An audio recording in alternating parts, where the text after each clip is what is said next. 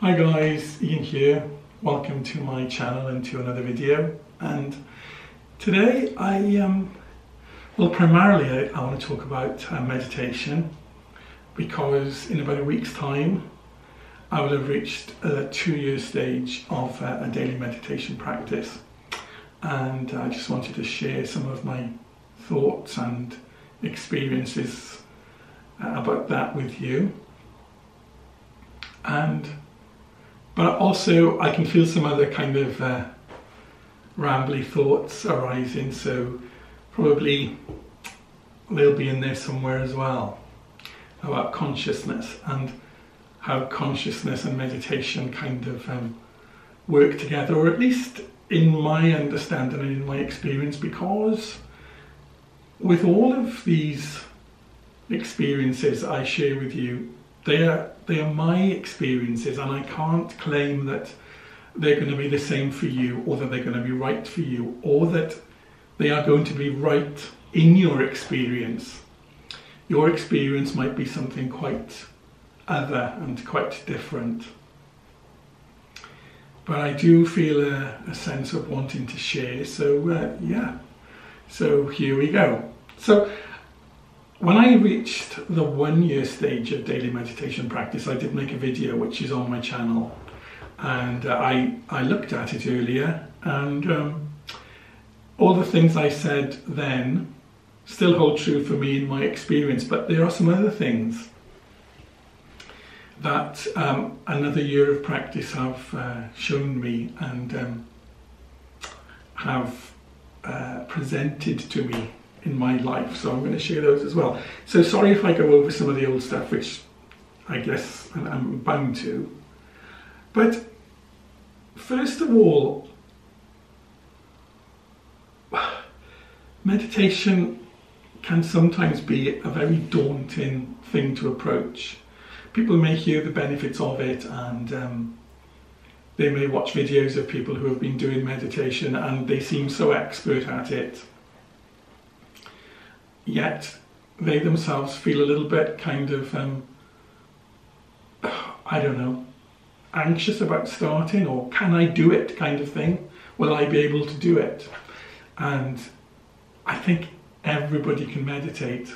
And I see that now because the state of meditation approximates the state of what you really are. It isn't a case of learning something new. I don't think it's a case of remembering something that you are. Now, why do I say that? Well, meditation, I think when people think of meditation, the first thing they think of is the kind of transcendental meditation where people withdraw from the external world and close down their senses, close down their thoughts. And I think most people think, when they think of meditation, they either think of people having relaxing thoughts, or they think of, like, you know, no thought, getting to the stage where you can switch off thought altogether. And that is quite a difficult thing to do. That doesn't come to us, well, not to most people, very easily. But we can do it. We can experience the environment of the pure inner. How do I know this? Because the inner is where we experience everything. We are born into these physical bodies, and because of that we believe that this is what we are, that we live in the world, and everything that is not this, that is not me, is other. It is outside of me, and therefore it is other. So let me give you an example. And I have mentioned this in some of my other videos, but I think it's really appropriate to mention here. This little brass bowl, which is on my altar, because I'm in my sacred space at the moment, my little temple, which you don't have to meditate, not for 1 minute, but I just use a sacred space. Maybe that's another video. This bowl, right, which I consider to be not me because it is outside of me and I'm touching it, right? Wrong. Where do I experience this bowl? I touch it with my fingers, but where do I know what it is? Where do I experience its roundness, its coolness, its shininess, its brightness, its beauty?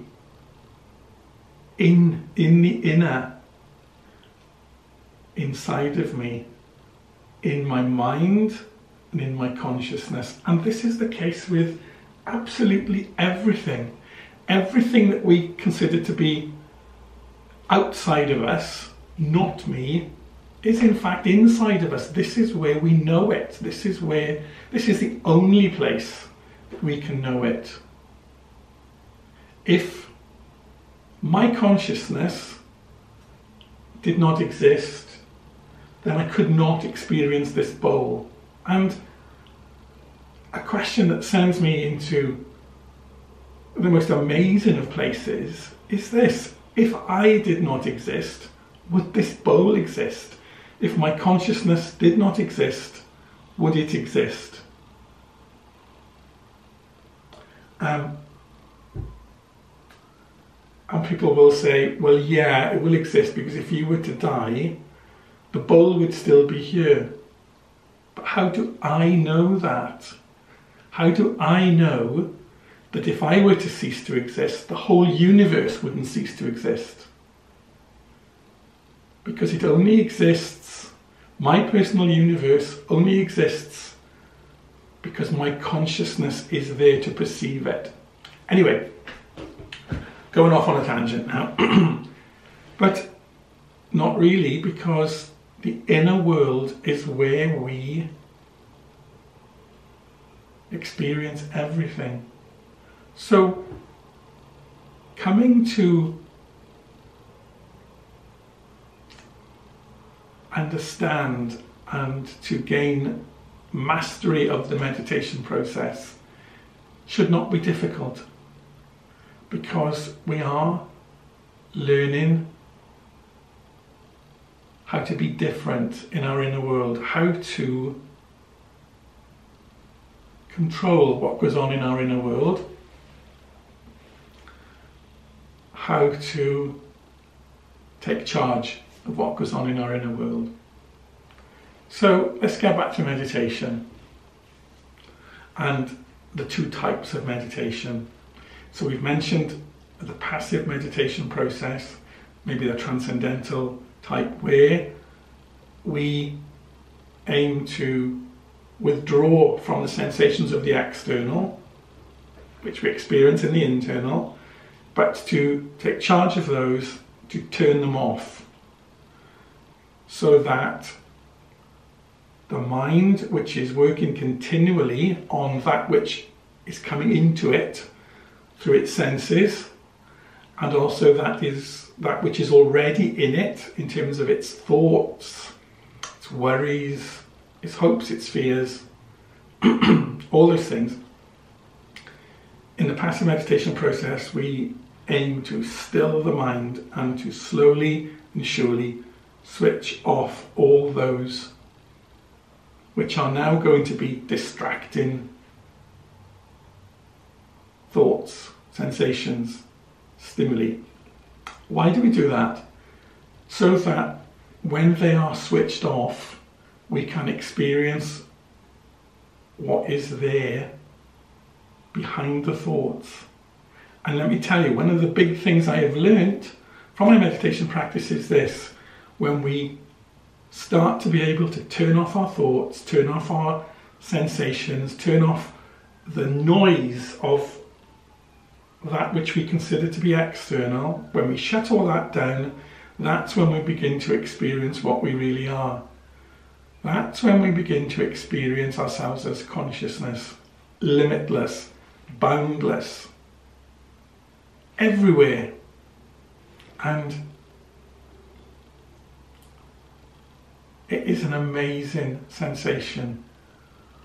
So this is the purpose of stilling the mind, that we can withdraw into ourselves and experience ourselves as we really are, and as we really are in relation to everything else. For me, my meditation practice always starts the same, whether it's going to be a passive meditation day, or whether it's going to be an active meditation day, they all start the same. And I'll talk a little bit about the process I follow in a minute, but what happens is slowly I close down my thoughts, I withdraw my sensations from my body. It feels like an experience of pulling in and sinking down into a dark place inside of me, but which isn't dark because it becomes the star fields of interstellar space through which I move and travel, and through which everything else in my meditation occurs, whether that be the stillness of knowing myself and being with myself and being in the sea of everything, or whether it be the space where I focus on a particular thought or idea or image. So the beginnings of my meditations are always the same. I've learned too that I need a balance. I need the passive meditation and I need the active meditation. Either one on their own, for me, doesn't give me the fullness of what I gain from the practice of both. If I focus entirely on the active meditation, where I'm focusing my mind on an issue, on a thought symbol, as I just mentioned, then I miss that absolute wonderfulness of just being, not doing, being my consciousness. I miss that if I'm focusing on other things. But if I only do the passive meditation where I'm being, not doing, then some of the insights that I feel I've gained over the now 2 years of my meditation practice, I wouldn't have got, because I wouldn't be working on anything, if that makes any sense. So why does meditation, why does active meditation expand our mind so much and bring us so much more insight? Well, it's because an explanation that I read which has stayed with me, and is this. Imagine you are looking at a rose. You see this rose and you're looking at it, but whilst you're looking at it, also you're scratching an itch. You've got at the back of your mind the fact that you've got to pick up the children from school, or you've got a sick pet, or you've got trouble with your parents, or you've got an issue with your partner, or you've got money troubles, or. So you're looking at the rose and you're thinking, oh, isn't it lovely? But you've got everything else still going on in the background.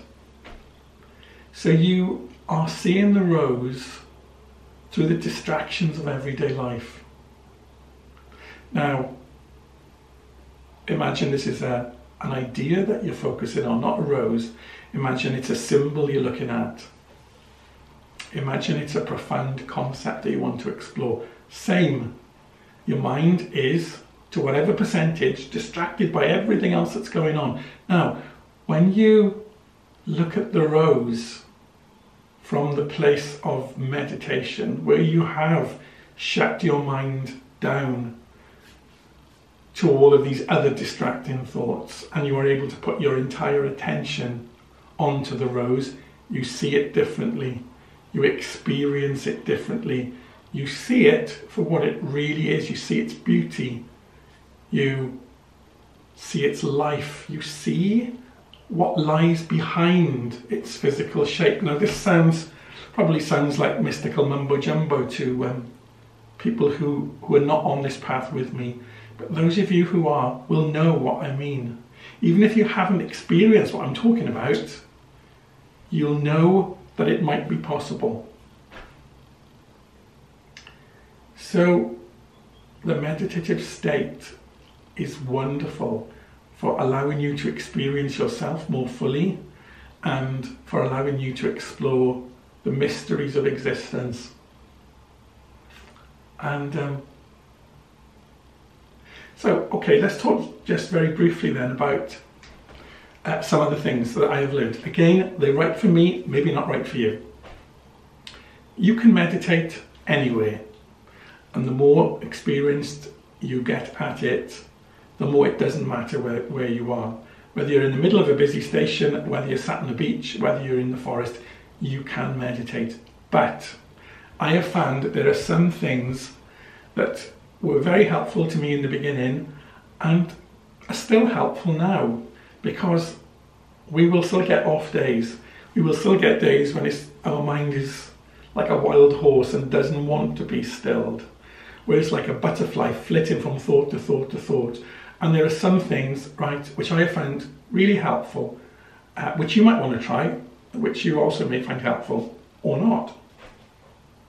So the first thing is get into a routine. If you can meditate at approximately the same time every day, that's good. It helps you build a habit. And they say that, well, for meditation, I don't know if it applies to anything else, that you need 80 consecutive days before the habit begins to be one that you want to continue. And you will find once you get into the habit of meditating that if you can't, or if you don't for a day or so, you notice the difference and you want to get back to being able to meditate as soon as possible. So build a habit, try to meditate at the same time if you can. Secondly, if you can, I talked about a sacred space. Now, a space that you associate with inner work, a space where you are not going to be disturbed, where you're going to be able to have some peace. I usually meditate in my temple, which is just a bedroom that I've converted, but it is my sacred space. It's got my magical items here, it's got it's got the smell of incense in the air, which automatically triggers a kind of a shift in consciousness within me. Not everybody can do that, but whatever works for you, find a place that feels right for your meditation.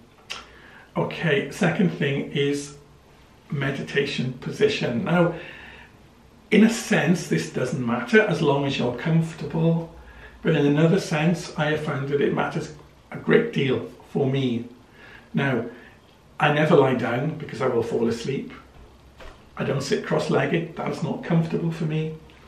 I have found that the position that works best for me is an upright position on a straight back chair. Now, in esoteric circles, it's known as the God form position because it's the position, you know, when you see Egyptian statues at the side of temples where they are sat very upright, their hands are placed flat on their thighs, just above the knees. It's a very dignified, regal position, which is probably why it's called the God form position. And I use this. Now what I've found is, because I've used this position so consistently, it's a bit like a conditioned reflex. You know, Pavlov's dogs who salivated when they heard the bell ringing. Well, the minute I sit like this, my body knows it's time to relax. My mind knows it's time to quiet now because Ian's going to meditate. So it's like muscle memory. So imagine I'm in my sacred space, I'm in my God form position, there's a little bit of incense in the air, I'm surrounded by the things that have meaning for me. It's much more easy for me to gain a meditative state now than it would be if I was somewhere else. Although if I was somewhere else, it would still be possible. Maybe not to try too long in the early days, maybe 10 minutes, then 15, then 20. I usually meditate for half an hour a day. Sometimes it's a bit longer than that, especially if I'm in an active meditation, because time sort of stops when you're meditating. So if I'm chewing over some mystery of the universe, then sometimes when I have finished, or when I feel that it's time to come back now, I find that it's been a lot longer than half an hour. So, you know, but yeah, about half an hour a day. And experiment, I guess, with what works for you. Do a little bit of reading, do a little bit of research, and know that there is no absolute right way. There is no right way, there is no wrong way. Find a way that works for you, because you will find so many benefits from meditating. Okay, I've talked about knowing yourself more deeply and more fully and more truly. I've talked about being able to have, you know, the entire focus of your mind on an issue or a question or, you know, an amazing concept. But it also produces something else. Meditating also produces a sense of well-being. You know, your body is relaxed, the stress drains out of it. Your physical self will thank you for giving it a spell of meditation every day. Anyway, I think I'm going to stop now. I'm very aware, right, that I don't want to claim to be teaching anyone. I don't feel qualified to do that. I've been meditating for 2 years. There are some people that have been meditating most of their lives. They are the teachers. They are the ones who can speak with, I don't know, authority. I'm only sharing with you what is my own experience, what has worked for me, and the benefits I've gained from meditating. So I will leave you with those thoughts, dear people, and thank you as always for watching my videos and for spending some time with me. I will see you guys again soon. Bye for now.